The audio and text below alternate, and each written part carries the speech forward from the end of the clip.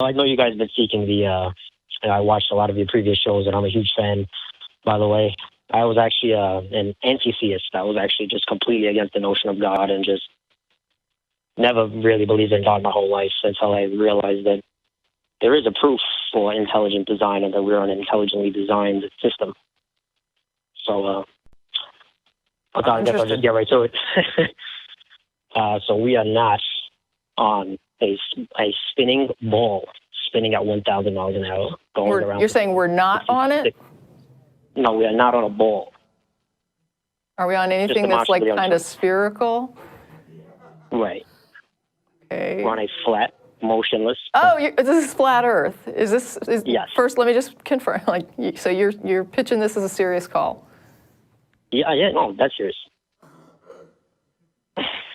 I know it's hard to believe that there's people like us, but there's no. Believe me, we're aware. I mean, we're aware that flat earthers exist. I'm curious how that's related to intelligent design. I'm interested in your thought process there. Yeah, so if we're on a flat, motionless plane, right, that throws out gravity because gravity is what makes planets round. If you throw out gravity, the entire Big Bang heliocentric model is completely destroyed. Can we throw out gravity, though? Well, no, what he's saying is that if the Earth is flat, then the gravity model would be conflicted with that, because gravity is what pulls, it to make it more round. And I guess the problem that we're going to have with this is that it's not really established that the Earth is flat. So I'm going to have difficulty moving beyond that question, because the whole thing seems to stem. The horizon is flat. What I'm saying is that, like, if you use your senses, right, you don't feel anything spinning, and you don't see the curve of the Earth at any altitude. And then you can see the curve of the Earth at certain altitudes, though. Yeah, I was on a plane to get here, and I saw it. Yeah. No. I'm not being smart. I really, I travel a lot and I fly a lot, and I can see the curvature when I fly. Okay, so 35,000 feet, you can see it, right? That's what you're saying? Generally speaking, I mean, if the cloud level is low and I can see the horizon, I can see a slight curve to it. Yeah.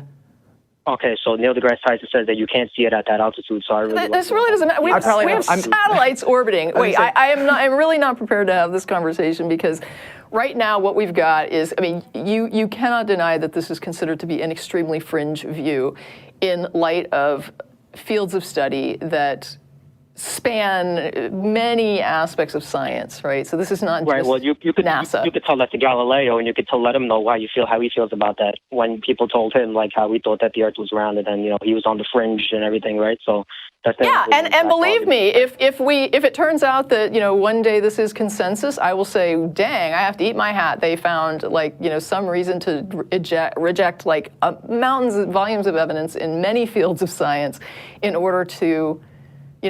People fly, we can circumnavigate the globe, and we have satellites orbiting. All of our science that has to do with space is based on our knowledge of physics, which you are saying is just completely and utterly wrong. Gravity doesn't exist, and yet gravity is factored into all these things that we do. Well, yeah. It's a very complex topic, but it is a complex topic, and I'm not convinced that you're correct, and your arguments are not going to convince me that you're correct, because the correct people to convince. I know that because you have a belief. No, this is not about a belief. This is about a scientific consensus, right? That I am not involved in. I'm saying that if you would like to change my mind, you will have to go to the relevant scientific fields and change their mind. Show them your evidence, show them your reasoning, and convince them why they're wrong. And then when that can happen, I will say, wow, you have convinced the people who are best educated in this field, who have access to the best evidence, and Victor in Brooklyn talked to them, presented whatever his ideas were, and convinced them to reconsider this idea of a round or spherical Earth. And when that occurs, I'm not the person to convince, right? I'm not the person that dictates the shape of the Earth to science textbooks and curricula. You need to talk to those people, because until we're just debating.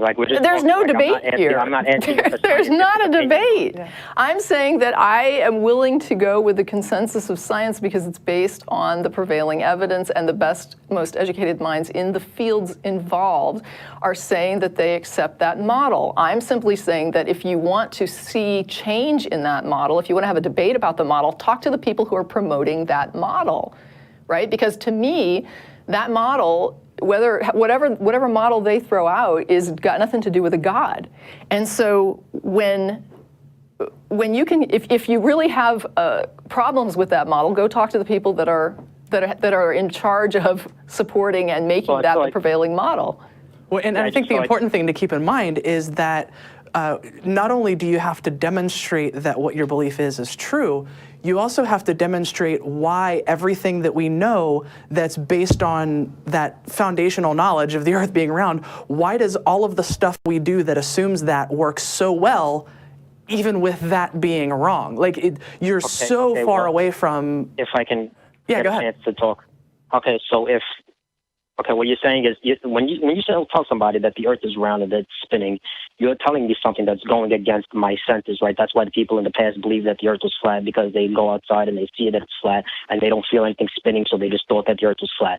So if you're going to tell me that it's round and it's spinning, you need to prove that to me with evidence, with empirical and that's been done pretty conclusively. Yeah, you can open any Earth science book for a 6th grade classroom, and there it is. And what I'm saying, a picture of the Earth? No, not a picture of the Earth, but the explanations for it.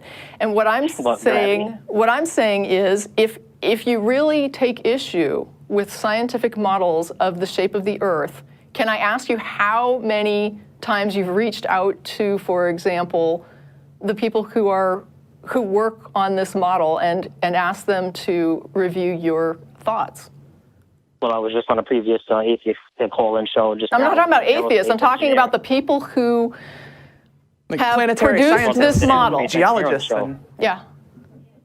Well, there was an aerospace engineer on the show, and she said that it was orbital mechanics. Well, if you're going to use that, then I could say, triangular mechanics. Okay, but wait a minute. You're still talking about the atheist show. And yes, I respect that Jen has a degree in aerospace engineering. I believe that's what her degree is in.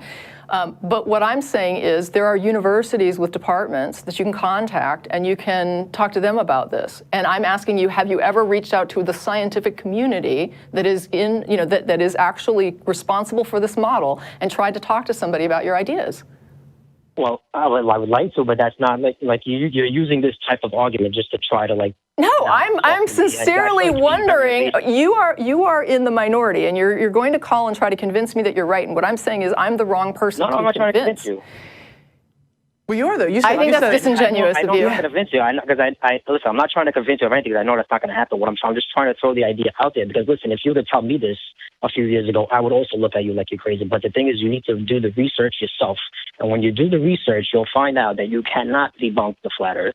And when you go flat, you can't go back. Have you talked to researchers in this area? You're also assuming that we haven't done the research and done the reading. Like, you're assuming that because our position disagrees with yours, that we haven't done the research. And I would say that's a pretty bad assumption to move forward on. Right. Okay. I mean, I could. Whereas we're asking you, and you're making assumptions about our position, and what we're doing is we're asking you. Yeah, I mean, this is geography. Yeah. This is cosmology. This is so many areas of science that somehow, like what Callie was saying, somehow the model works, even though you're saying it is completely wrong.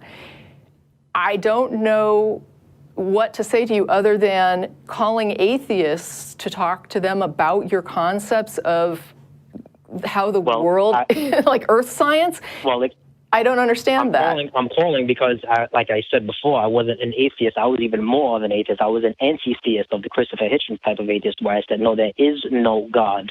And I loathed the existence of, I just absolutely never believed in a God until I came to this realization.